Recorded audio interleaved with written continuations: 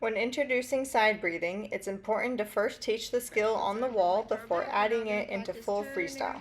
Swimmers should face the wall, stretching their arms straight out to grip it, with their feet either pressed against the wall or firmly planted on the pool bottom.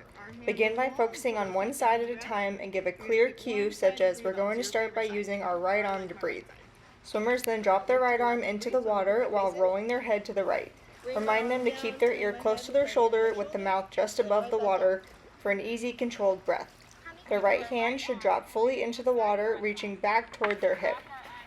After the breath, swimmers circle the right arm back over the water and return it to the wall, while their face rolls back into the water.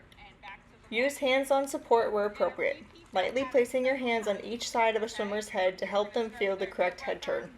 Reinforce that the ear should stay close to the shoulder during the breath, and the eyes should return to the bottom of the pool as the arm comes forward. Breath should be quick, only 1 to 2 seconds before the face rolls back down. Once swimmers are ready, introduce the breathing pattern. Teach them to alternate sides by pairing the movement with their arms.